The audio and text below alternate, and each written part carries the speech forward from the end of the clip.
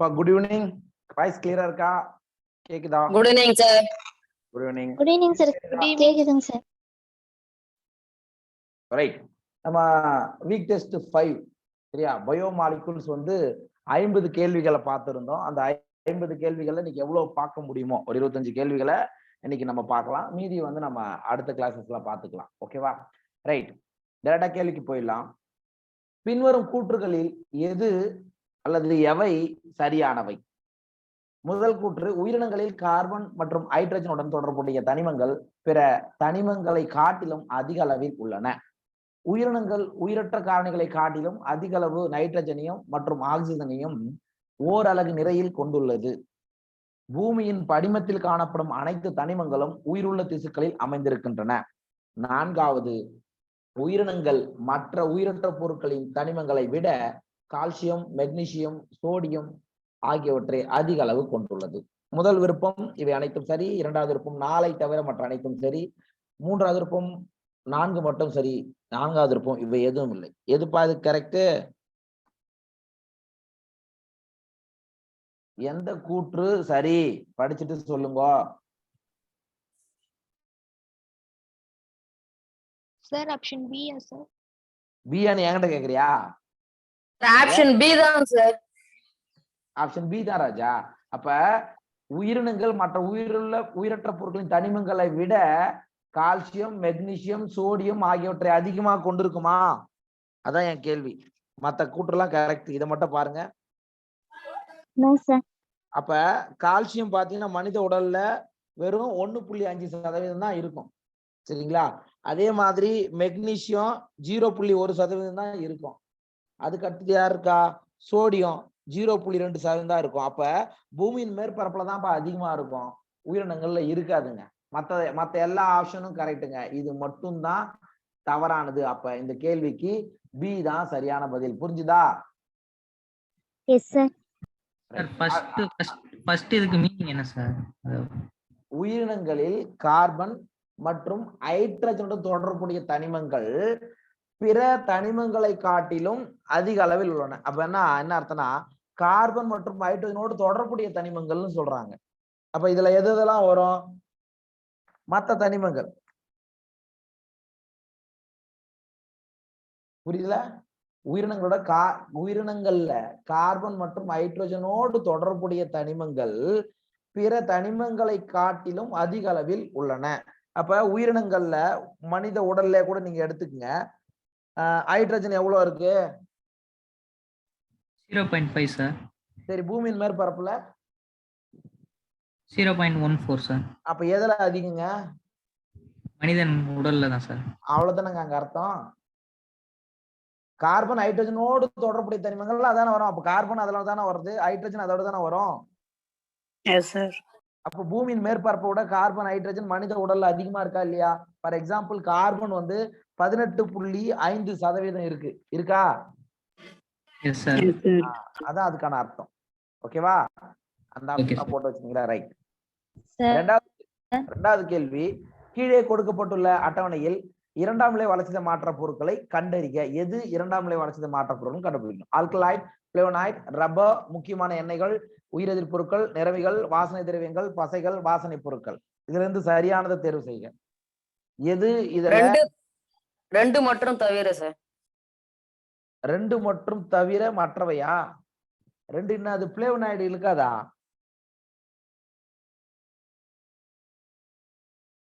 Flavonoid இருக்குமா இருக்காதா? பிளேவனாய்டும் ஒரு இரண்டாம் நிலை வளர்ச்சிதை மாற்ற பொருட்கள் தான். ஆல்கலாய்டு, பிளேவனாய்டு, பீனால், சரியா, கிளைகோசைடு, இது எல்லாமே இரண்டாம் நிலை வளர்ச்சிதை மாற்ற பொருட்கள் தான். சரியா? அப்ப ரப்பர் ஒரு செகண்டரி மெட்டபாலிக்ஸ் தான்.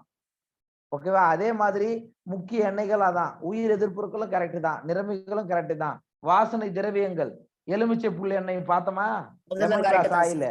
ஆமா, வாசனை பொருட்கள் இங்கே திருப்பி அதான் கொடுத்துருக்காங்க. ஓகே, அப்ப இதுல எது 1 முதல் 8 வரை அனைத்துமே சரிதான். ஏதாவது டவுட் இருக்கா? பிளேவனாய்டுன்றது நம்ம படிக்கலையா, அதனால யோசித்தீங்களோ? Yes sir. ரைட். பிளேவனாய்டுன்றது ஒரு செகண்டரி மெட்டபாலைட்ஸ் தான். Alkaloid, phenol, flavonoid, glycoside, terpenoid எல்லாமே செகண்டரி மெட்டபாலைட்ஸ் தான் வரும். Okay right. மூன்றாவது கேள்வி, கீழ் காண்பனவற்றுள் எந்த அமிலம் உயிருள்ள திசுவில் உள்ள வேதிப்பொருட்களை பற்றி அறிய பயன்படுகிறது? ஹைட்ரோகுளோரிக் அமிலம், சல்பூரிக் அமிலம், ட்ரைக்ளோரோ அசிட்டிக் அமிலம், இவற்றில் எதுவும் இல்லை. எதுங்க? ட்ரைக்ளோரோசிட்டிக் ஆப்ஷன் சி சார். இது எல்லாருக்குமே தெரியும்பா. அப்ப ஒரு தாவர பொருட்களையோ அல்லது அதாவது ஒரு ஆணியன் எடுத்துக்கலாம், இல்லைன்னா மனிதனுடைய கன்னத்தினுடைய திசுவையோ ஏதோ ஒன்று எடுத்து அரைப்பதற்கு எது பயன்படுத்துவாங்க? ட்ரைக்ளோரோ அசிட்டிக் அமிலம் தான். மற்ற அனைத்துமே தவறு தாங்க. ரைட். அதுக்கு அடுத்தது மனித உடலில் காணப்படும் ஆக்சிஜன் அளவு என்ன? ஈஸியான கேள்வி தானே. 65.0. ஆமா, 65.0% தான் மனித உடல்ல இருக்கக்கூடிய ஆக்சிஜனுடைய அளவு. அப்ப அதுல யாருக்கும் டவுட் வராதுங்க. அடுத்தது, அமினோ அமிலத்தில் அமினோ தொகுதி மற்றும் அமில தொகுதி ஒரே கார்பனில் பதிலீடு செய்யப்பட்டால் அதற்கு என்ன பெயர்? ஆல்பா அமினோ அமிலம், பீட்டா அமினோ அமிலம், காமா அமினோ அமிலம், இவை அனைத்தும் ஆல்பா அமினோ அமிலம். ஆமாப்பா. ஒரே கார்பன்ல அமினோ தொகுதியும் இருக்கும், அமில தொகுதியும் இருக்கும். அதாவது கார்பாக்சிலிக் அமில தொகுதி இருந்தா அது வந்து ஆல்பா கார்பன், முதல் கார்பன். எப்பவுமே ஆல்பா கார்பன் படிச்சோம். ஆறாவது கேள்வி, புரதத்தன்மை கொண்ட அமினோ அமிலத்தின் ஆர் தொகுதியில் ஹைட்ரஜன் மற்றும் மெத்தில் தொகுதி இணைந்தால் முறையே டேஷ் மற்றும் டேஷ் என அழைக்கப்படுகிறது. கிளைசின். ஆமா, கிளைசைன். அதாவது ஹைட்ரஜன் இணைந்தா அது கிளைசின்னு சொல்றோம். அதுக்கு அடுத்தது மெத்தில் தொகுதி இருந்தா அலனைன்னு சொல்றோம். அப்புறம் இன்னொரு தொகுதி இணையும், அது பேர் என்னது? ஹைட்ராக்சி மெத்தில் தொகுதி. ஹைட்ராக்சி மெத்தில் தொகுதி அதுக்கு பேர் என்னமா? சிரைன். இங்க இருக்கான் பாரு, சிரைன். ஓகே, ஆப்ஷன் ஏ தான் இதுக்கு சரியான பதில். அடுத்து ஏழாவது கேள்வி, அராக்கிடோனிக் அமிலம் ஒரு கொழுப்பு அமிலம். இது கார்பாக்சி கார்பனோட எத்தனை கார்பன்களை கொண்டிருக்கிறது? 19 கார்பன்கள் உட்பட 19. நான் எங்கடா சொன்னேன்? 20 தான். 20 சார். பிரகாஷ் ரொம்ப இதாகாது. 20 கார்பன். சரி, இல்ல sir, 20 sir. Sorry sir. Right. 16 carbon கொண்ட கொழுப்பு அமிலம் எதுங்க? Palmitic sir. பால்மிட்டிக் அமிலம் வந்து இங்க இருக்காங்க பாருங்க. 16 கார்பன் தானே பால்மிட்டிக் அமிலத்திற்கு? Yes sir. அப்ப எப்படி கொஸ்டின் கேட்க? 2 தான் கொடுத்துருக்காங்க. நம்ம அதனால நீங்க ஒன்னும் கவலைப்பட வேண்டிய அவசியம் கிடையாதுங்க. அடுத்தது, கீழ்காண்பனவற்றுள் நியூக்ளியோடைடுகள் அல்லாதது எது? அடிநிலைக் அமிலம், தைமிடிக் அமிலம், குவானிலிக் அமிலம், யூரிடிக் அமிலம், சைடிக் அமிலம், யூரிக் அமிலம். எதுங்க? D sir, option D. ஆமாங்க, இது மட்டும் வராதுங்க. யூரிக் அமிலம் வராதுங்க. யூரிடிக் அமிலம் கரெக்ட். ஆனா யூரிக் அமிலம்ன்றது என்னதுங்க? யூரிக் அமிலம் என்னதுப்பா? கழிவு பொருள் சார். கழிவு பொருட்கள். அது வந்து கழிவு பொருட்கள், இதுல வராதுங்க. ரைட். அடுத்து 9வது கேள்வி, உயிரினங்களின் வளர்ச்சிதை மாற்றத்தில் பங்கேற்காத, வளர்ச்சி மற்றும் உருவாக்கத்தில் நேரடியாக பங்கு வகிக்காத பல கரிம கூட்டு பொருட்களுக்கு டேஷ் என்ற பெயர். முதன்மை வளர்ச்சி மாற்ற பொருட்கள், இரண்டாம் நிலை. ஆமா, இதுக்கு வந்து டைமே எடுத்துக்க வேண்டாம். இரண்டாம் நிலை வளர்ச்சிதை மாற்ற பொருட்கள் தான் இதற்கு சரியான பதில். ரைட். பிரகாஷ், உங்களுடைய நெட்வொர்க் கொஞ்சம் பாத்துக்குங்க, கரெக்டா கேட்கல. நெக்ஸ்ட் கேள்வி, நீர் மூலக்கூறுகள் 2 ஹைட்ரஜன் அணுக்களையும் ஒரு ஆக்சிஜன் அணுவையும் டேஷால் பிணைத்து உருவாகியுள்ளன. கார்பன் பிணைப்பு, சகப்பிணைப்பு, இரட்டை பிணைப்பு. சகப்பிணைப்பு ஆங்கிலத்தில் எப்படிப்பா சொல்லுவீங்க? Covalent bond. ஓகே, இதை நம்ம சொன்னதுதான். அடுத்தது, கீழ்காண்பனவற்றுள் இரட்டை சாக்கரைடுகளின் கீழ் வராதது எது? எது டை சாக்கரைடுல வராது? Fructose, maltose, lactose, sucrose. எது டை சாக்கரைடு கீழ் வராது? என்னப்பா டைம் எடுத்துக்கிட்டு? டை சாக்கரைடு கீழ வரும், மால்டோஸும் வரும். இது 2 ஆப்ஷன் தெரியல சார்.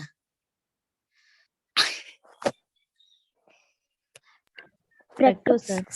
இதுல ஏன் டவுட்? ஃப்ரக்டோஸ் மோனோசாக்கரைடு தானேயா? Yes sir. ஃப்ரக்டோஸ்ன்றது மோனோசாக்கரைடு தான். சரி, அப்ப மால்டோஸ்ன்றது ஒரு டைசாக்கரைடு தானே? டைசாக்கரைடு சார். மால்டோஸ்ன்றது எப்படி உருவாகுதுங்க? Glucose plus glucose sir. ஆமா, குளுக்கோஸ் பிளஸ் குளுக்கோஸ். அது வந்து நம்ம என்ன சொல்றோம்? மால்டோஸ்னு சொல்றீங்க. ரைட்டுங்க. அடுத்து லாக்டோஸ்ங்க? Glucose plus galactose sir. Glucose plus galactose. அப்புறம் இதுவே சுக்ரோஸ்? Glucose plus fructose. என்னப்பா சுக்ரோஸ் என்னது கரெக்டா? Glucose plus fructose. Fructose. Glucose plus fructose. சரிங்களா?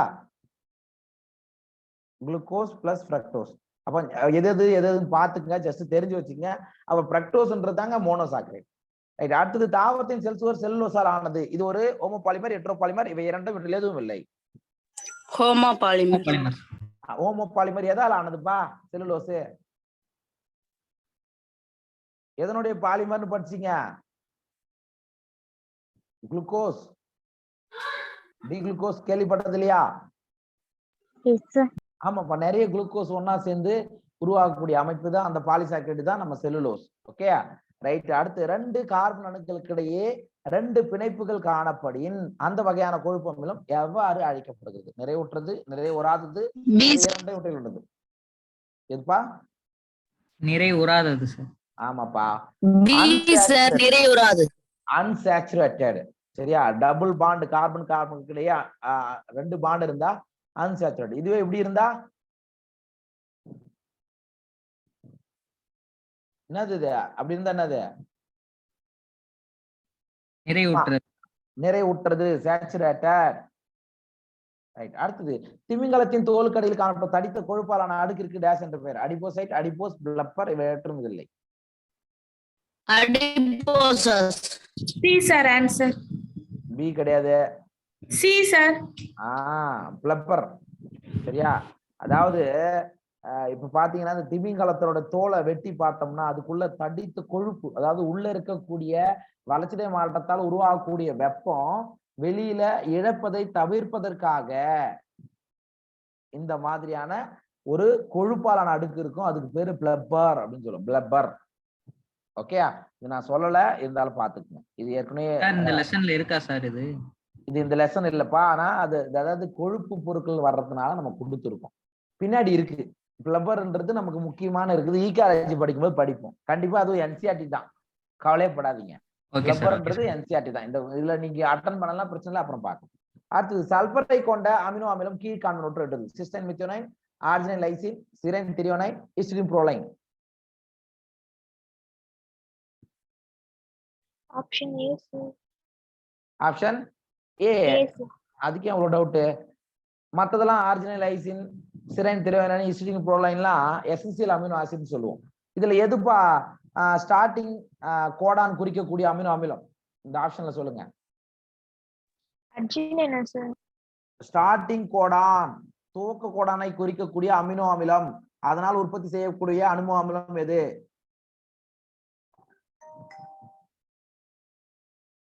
தெரியல, sir. எப்பா மெத்தியோனைனியா? மெத்தியோனைன்.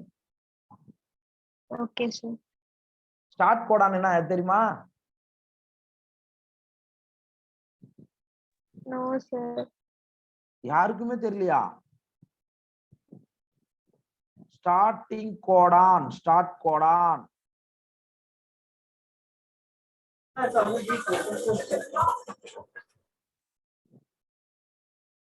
ஏயுஜி. ஏயுஜின்றது ஸ்டார்ட் கோடான். அதாவது டிரான்ஸ்லேஷன் நடக்குது இல்லைங்க, அந்த ப்ராசஸுக்கு ஸ்டார்டிங் கோடான் ஏயுஜி தான். இது எந்த அமினோ அமிலத்தை குறிக்குன்னா மெத்தியோனைன். ஓகே, பின்னாடி படிப்போம், டோன்ட் வரி. அடுத்து 16வது கேள்வி. புரதத்தின் முதல்நிலை அமைப்பில் இடதுபுற அமைப்பு முதல் அமினோ அமிலத்தையும் வலதுபுற அமைப்பு இறுதி அமினோ அமிலத்தை குறிக்கிறது. இதில் முதல் அமினோ அமிலம் டேஷ் என்றும் இறுதியான அமினோ அமிலம் டேஷ் என்றும் அழைக்கப்படுகிறது. அது என் முனையா சி முனையா? அதான் கேள்வி. பார்த்து சொல்லுங்க பார்க்கலாம். N C sir. என் முதல் முனை சார். ஆமா, என்னன்னு ஃபர்ஸ்ட் ஸ்டார்டிங். ஓகே, சி வந்து கரெக்ட்ல வர்றது. அப்ப ஆப்ஷன் ஏ தாங்க கரெக்ட். பி தப்பு, சி டி ரெண்டுமே தப்பு தான். ரைட். நெக்ஸ்ட், கீழ்காண்பனவற்றுள் எதனை நியூக்ளியோடைடுகள் கொண்டு இருக்காது? பாஸ்பாரிக் அமிலம், புரதம், சர்க்கரை, நைட்ரஜன் கலந்த காரம். புரதம். ஆமாப்பா, புரதங்களை அது கொண்டு இருக்காது. மற்ற மூன்றுமே இருக்கும். பாஸ்பேட் இருக்கு, சர்க்கரை மூலக்கூறு ரைபோ சர்க்கரையா இருக்கலாம், அல்லது டிஆக்சி ரைபோ சர்க்கரையா இருக்கலாம், நைட்ரஜன் காரங்கள் அடினின், குவானைன், சைட்டோசின், டைமின் எல்லாமே இருக்கலாம். ஓகேவா? அடுத்த கேள்வி, டிஆக்சி ரிபோ சர்க்கரையானது ரிபோ சர்க்கரையில் இருந்து எதனால் வேறுபடுகிறது? எதன் அடிப்படையில டிஆக்சி ரிபோ சர்க்கரையிலிருந்து வேறுபடுகிறது? Carbon sir. கார்பனா? Nitrogen base, sir. நோப்பா Oxygen. கரெக்ட். இல்ல இல்ல Oxygen, sir. ஆக்சிஜன்மா என்னப்பா அங்க அதாவது deoxygen carbon- சொல்லிட்டாங்களா சார்? அதனால வந்து deoxygenனா அதாவது யூசுவலா OH க்கு பதிலா வெறும் H தொகுதி மட்டும் படத்துல பார்த்தோமா இல்லையா நடத்தும் போதே பாக்கலையா? பார்த்தேங்க சார். அதான் sir. அப்புறம் என்ன சொல்லலாம்ல? அது சார் இல்ல, இல்ல, இல்ல, இல்ல. deoxygen கொடுத்தீங்க சார். அதான் oxygen மூலக்கூறு. ஆமா அதாவது டீஆக்சினா அதுல என்ன இருக்காதுன்னு அர்த்தம். ஆக்சிஜன் இல்ல Oxygen டீஆக்சினா என்ன இருக்காது சார். அர்த்தம் சொன்னேன்.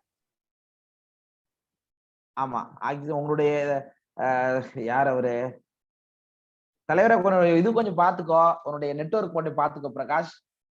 கரெக்டா கேட்கல. அதாவது டிஆக்சி ரிபோஸ் சர்க்கரை நீங்க அந்த படம் பார்க்கணும் அப்படின்னா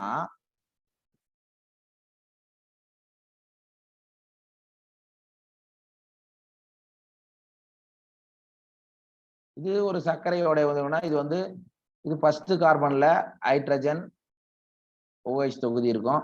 ரெண்டாவது கார்பன்ல ஹைட்ரஜன் இங்க OH க்கு பதிலா வெறும் H மட்டும் தான் இருக்குங்க. சரியா?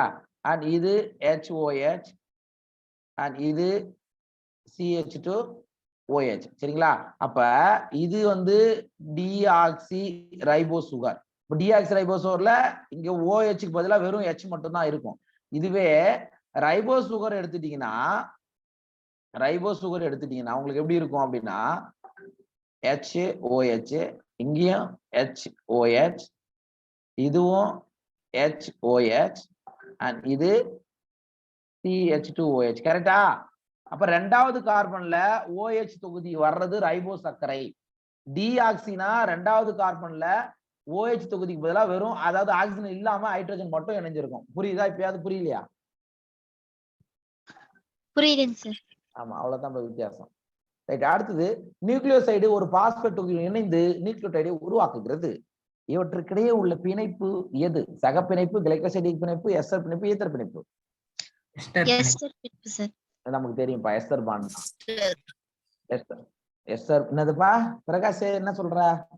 Ester sir ன்னு. வேற ஏதோ சொன்ன மாதிரி இருக்கு. Right, okay.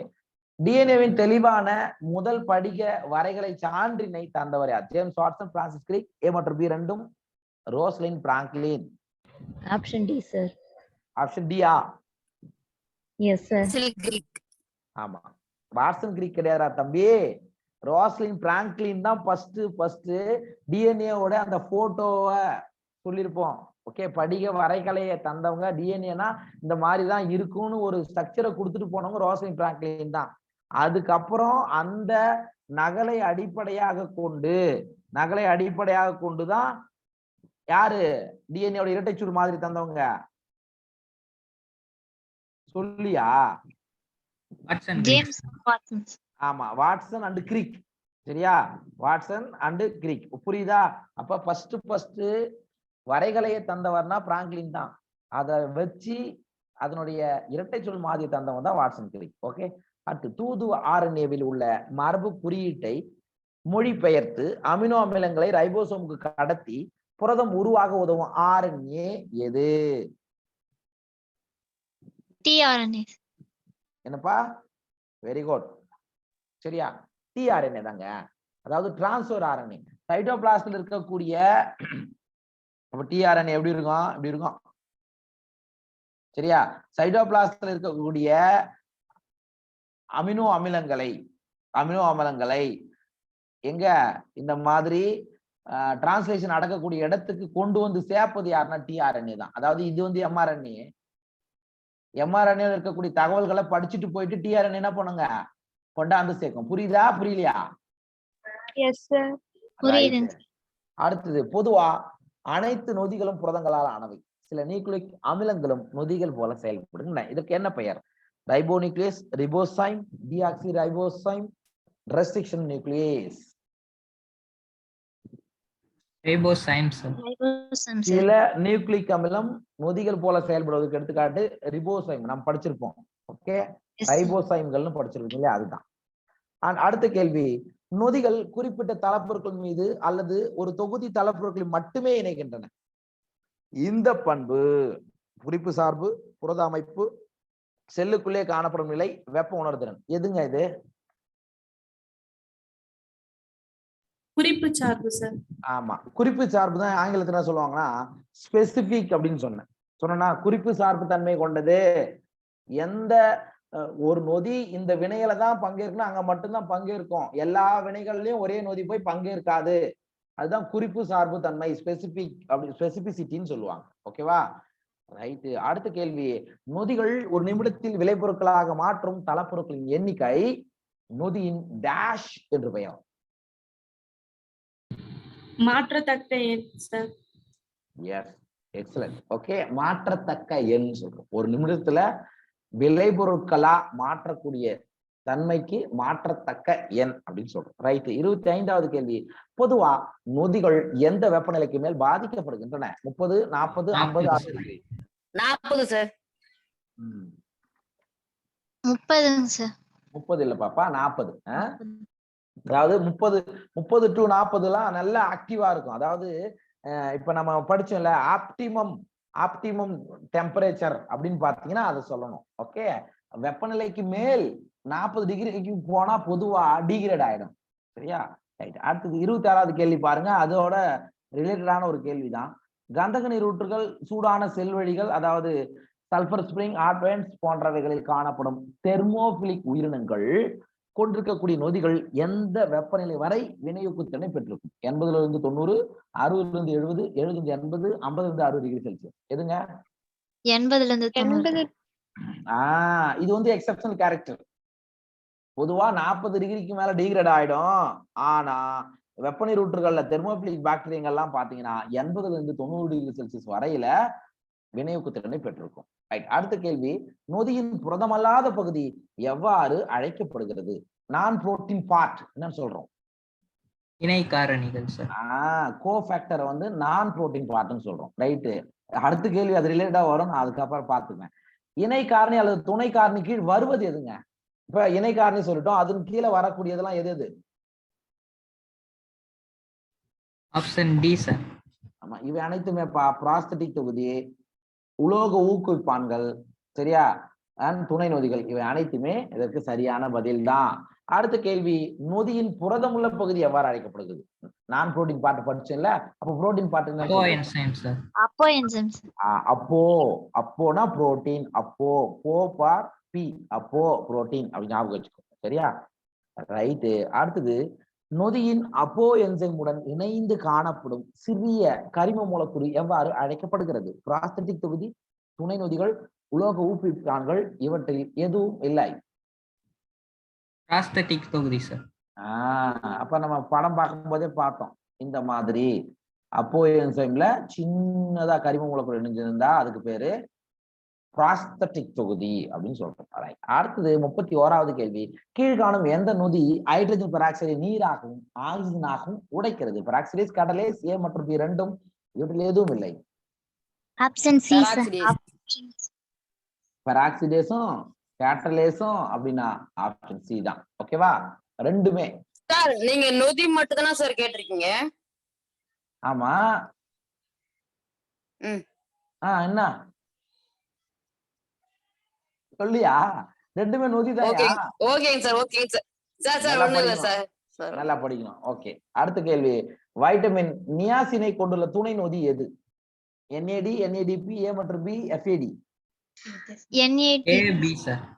NAD-யும் கொண்டிருக்கிறது, NADP-யும் கொண்டிருக்கும். சரியா? A மற்றும் B ரெண்டும் விட்டமின் நியாசினை கொண்டிருக்கும். ரைட்டு. 33வது கேள்வி, புரோட்டோலைட்டிக் நொதியான கார்பாக்சி பெப்டிடேஸ் துணை காரணி டேஷ், ஈம், துத்தநாகம், இரும்பு, காப்பர். சாரி, டேஷ் புரோட்டோலைட்டிக் நொதியான கார்போபெப்டிடேஸ் துணை காரணி. சொல்லுப்பா. துத்தநாகம். என்கிட்ட கேட்காத, துத்தநாகம் தான். Okay, right. 34வது கேள்வி, குறிப்பிட்ட தொகுதியை ஒரு தளப்பொருளிலிருந்து மற்றொரு தளப்பொருளுக்கு மாற்றுவதை தூண்டக்கூடிய நொதி வகை எது? Oxidoreductase, transferase. அவ்வளவுதான், அந்த கேள்வியிலே வந்துருது. சரியா? எக்ஸப்ட் ஹைட்ரஜன், மற்ற தொகுதிகளை மாற்றக்கூடியது டிரான்ஸ்ஃபரேஸ் வகையிலான நொதிகள் அப்படின்னு படிப்போம். அடுத்து 35வது கேள்வி, சக்சினிக் டீஹைட்ரஜனேஸ் என்ற நொதியின் செயல்பாட்டில் மாலுனேட் என்ற வேதிப்பொருள் தடுப்பானாக இணைவதால் சக்சினேட் என்ற தளப்பொருள் போன்ற அமைப்பை தோற்றுவிக்கிறது. இது எதற்கான எடுத்துக்காட்டு? தடுப்பான், போட்டி தடுப்பான், ஒடுக்கிகள், இவற்றில் எதுவும் இல்லை. போட்டி தடு. போட்டி தடுப்பான்மா, நாட் தடுப்பான், போட்டி தடுப்பான். சரியா? இது பைண்ட் ஆகுது பதிலா அது போய் பைண்ட் ஆயிட்டதால தடுக்கப்படும் வினை, அதான் அர்த்தம். 36வது கேள்வி. ஒரு குறிப்பிட்ட நொதியின் ஊக்குவிப்பு தளத்தில் தளப்பொருளானது இணைந்து நொதி பிளஸ் தளப்பொருள் கூட்டமைப்பு உருவாக்குகிறது என எடுத்துரைத்த மாதிரி எது? தூண்டப்பட்ட கூட்டுச்சாவி மாதிரி. வாங்கப்பா. லாக் அண்ட் கீ தேரின்னு சொன்னா, அதாவது Yes, sir. ஒரு பூட்டு இருந்தா தான், பூட்டுக்கு ஒரு சாவி கரெக்டா இருந்தா தான் இது பண்ண சொல்லியிருக்கும் பாரு, அதுக்கு பூட்டு சாவி மாதிரி கோட்பாடு தான் கரெக்டா அமையும். 37வது கேள்வி. ஒரு கூற்று மற்றும் காரண வகையிலான கேள்வி. பெரும்பாலும் நொதிகள் புரதங்கள் ஆகும். இவை உயிர் வேதி வினைகளை ஊக்குவிக்கிறது. காரணம், வினையில் நொதிகள் தாமாகவே மாற்றமடைவது இல்லை, அவை இருக்கும் போது வினைகள் நடைபெற அனுமதிக்கிறது. சொல்லுங்க பார்க்கலாம். கூற்றுக்கான 2 சரியான காரணம், கூற்றுக்கான சரியான விளக்கம். கூற்று மற்றும் காரணம் 2 சரி, ஆனால் காரணம் கூற்றுக்கான சரியான விளக்கம் அல்ல. கூற்று சரி, காரணம் தவறு. கூற்று மற்றும் காரணம் 2ம் தவறு. சொல்லுங்க ராஜா, படிச்சுட்டு சொல்லுங்க. பெரும்பாலான நொதிகள் புரதங்கள் தானே. ஆல் என்சைம்ஸ் ஆர் புரோட்டீன் படிப்போமா? வினைகளை ஊக்குவிக்கிறதா? கூற்று சரியா? கூற்று சரி சார். ரைட். காரணத்தை படிங்க. வினையில் நொதிகள் தாமாகவே மாற்றம் அடைவது கிடையாது, அவை இருக்கும்போது வினைகள் நடைபெற அனுமதிக்கிறது. இது சரியா தவறா? நடக்குன்னு சொன்னீங்க, ஆனா கம்மியா நடக்குன்னு சொன்னீங்க சார். ஆமா, நடைபெற அனுமதிக்கும். அப்ப காரணமும் கரெக்டுங்க. அப்ப கூற்று காரணம் 2 கரெக்ட். ஆனா விளக்கம் கரெக்டா? பெரும்பாலான நொதிகள் புரதங்கள், ஆனால் அனைத்து நொதிகளும் புரதங்கள் ஆகாது அப்படின்னு கொடுத்திருந்தாதான் காரணம் கரெக்ட்னு சொல்லணுங்க. அப்ப ஆப்ஷன் பி தாங்க கரெக்ட். கூற்று காரணம் 2மே சரிங்க, ஆனா காரணம் கூற்றுக்கான சரியான விளக்கம் அல்ல. ஒரு டிஎன்ஏ துண்டில் 120 அடினைன் மற்றும் 120 சைட்டோசின் காரங்கள் உள்ளன. அந்த டிஎன்ஏ துண்டில் உள்ள மொத்த நியூக்ளியோடைடுகளின் எண்ணிக்கை எவ்வளவு?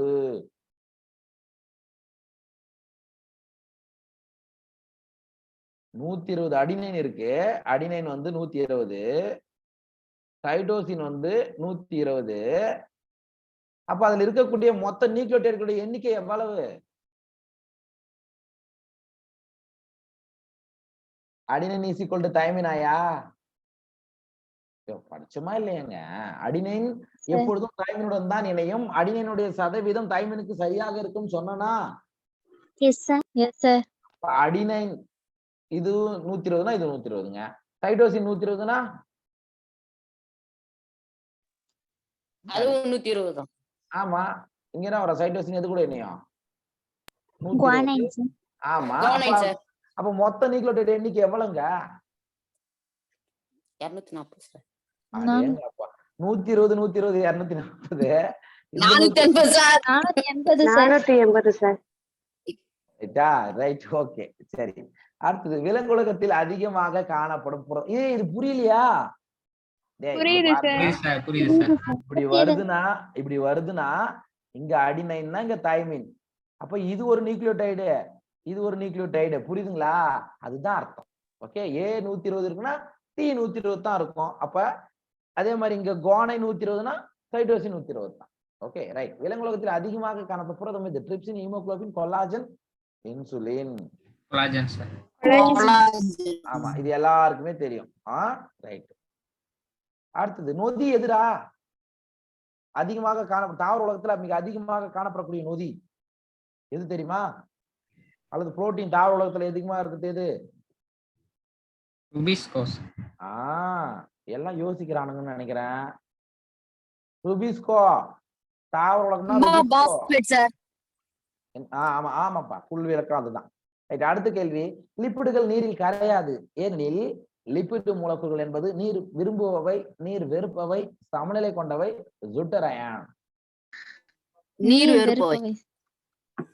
அப்படின்னா லிப்பிடுகள் நம்ம என்ன சொல்லுவீங்க? ஹைட்ரோபிலிக்கா, ஹைட்ரோபோபிக்கா? Hydrophobic sir. ஹைட்ரோபோபிக், நீர் வெறுப்பவை. Very good, right. அடுத்தது, பின்வருவற்றில் தவறாக பொருத்தப்பட்டுள்ள நியூக்ளிக் அமிலத்தின் நைட்ரோஜனஸ் காரங்கள் எவை அல்லது எது? Thymine, uracil, pyrimidine, uracil, cytosine, pyrimidine, guanine, adenine, purine, adenine, thymine, purine. எது தவறாக பொருத்தப்பட்டுள்ளது? எது எந்த காரம்? அதான் இங்க கேள்வியே. Option D sir. ஆமாப்பா, அடினைன் தைமின் வருமா?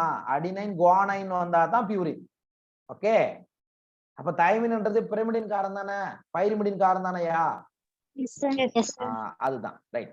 பி மாதிரி டிஎன்ஏ சுருளின் ஒரு திருப்பத்திற்கான தோராயமான நீளம் 0.34 nanometre, 3.4 nanometre, 2 nanometre, 20 nanometre. 3.4 nanometers. என்ன ஏவா பிஎம்மா? Option B, sir. Option B தான். சார் ஒரு திருப்பம்னா இப்படி ஒரு திருப்பம், இதுல இருந்து இது வரைக்கும். சரியா? இதுவே ஒரே ஒரு 2 இதுக்குள்ள கேட்டாங்கன்னா 0.34. ஓகே, இதுவே ஆம்ஸ்டாங்ல கேட்டாங்கன்னா என்ன நம்ம சொல்லுவீங்க? 0.34 nanometers. No no no no, ஃபுல்லா ஆம்ஸ்டாங். நான் கேட்டது ஆம்ஸ்டாங்ல. 34. என்னம்மா மறந்துட்டுமா? இது 34னா இது 3.4 ஆம்ஸ்டாங். கரெக்டா இல்லையா? Okay, sir. Yes, sir. Right. அடுத்தது, ஒவ்வொரு உயிரினத்தின் 90% நிறையானது மொத்தம் 6 தனிமங்களால் ஆனதாகும். அவைகள் கார்பன், ஹைட்ரஜன், நைட்ரஜன், ஆக்சிஜன் மற்றும் சொல்லுங்க.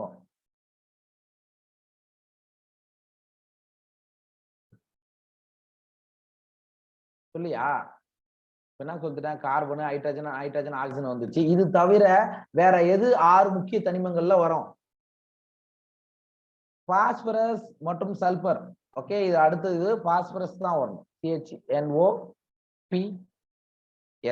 ஓகே, ஞாபகம் வச்சுக்கப்பா. முக்கியமான 6 தனிமங்கள் எதுனா இதான், மறக்காதீங்க. ஓகேவா? எஸ். Okay, sir. அடுத்து, டிஎன்ஏவில் உள்ள 2 பாலிநியூக்ளியோடைடு சங்கிலி என்பது இணையானது, தொடர்ச்சியற்றது, எதிரிணையானது, பாதி பழமை முறை.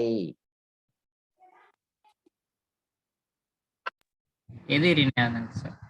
ஆமாப்பா, 3' 5' 5' 3' சொன்னமா? அப்ப என்ன ஆன்டி பேரலல்னு சொல்லுவாங்க. Anti parallel to each other. Okay, அடுத்தது, ஒரு பொதுவான கொழுப்பு மூலக்கூறு எதனால் ஆனது? ஒரு கிளிசரால் மற்றும் ஒரு கொழுப்பு அமில மூலக்கூறு. 3 கிளிசரால் மற்றும் 3 கொழுப்பு அமில மூலக்கூறு. 3 கிளிசரால் மூலக்கூறு மற்றும் ஒரு கொழுப்பு அமில மூலக்கூறு. ஒரு கிளிசரால் மற்றும் 3 கொழுப்பு அமில மூலக்கூறு. சொல்லுங்கப்பா, நான் படம் காமிக்கும் போது சொன்னேன். ஒரு கிளிசரால் மற்றும் 3 கொழுப்பு அமில மூலக்கூறு. கரெக்ட். சரியா? அப்ப நடத்தும் போது கரெக்டா எக்ஸ்ட்ரா பாயிண்ட்ஸ் சொல்லி நடத்தும் போது கவனிச்சவங்க கரெக்டா சொல்லி. ஒரு கிளிசரால் மற்றும் 3 கொழுப்பு அமில மூலக்கூறு, இதுதான் ஒரு பொதுவான கொழுப்புன்னு சொல்றோம். அடுத்து, நிக்கோட்டின், ஸ்டிக்னைன் மற்றும் கேஃபைன் போன்ற 2ஆம் நிலை வளர்ச்சி மாற்ற பொருட்கள் தாவரங்களால் இதற்காக உற்பத்தி செய்யப்படுகின்றன. வளர்ச்சி, பிரதிபலிப்பு, பாதுகாப்பு செயல், இனப்பெருக்கத்தின் மீது உள்ள செயல்பாடு, ஊட்டச்சத்துக்குரிய திறன். சொல்லுங்க. பாதுகாப்பு செயல் தான். சரியா? இதெல்லாம் அல்கலாய்டு. நிக்கோட்டின்ன்றது அந்த இதுல இருந்து பிரித்தெடுக்கப்படுகிறது. ஸ்டிக்னைன் என்றது ஸ்டிக்னஸ் நக்சோமைக்கா, எட்டியிலிருந்து. எட்டிலாம் ரொம்ப கசக்கும். சரியா?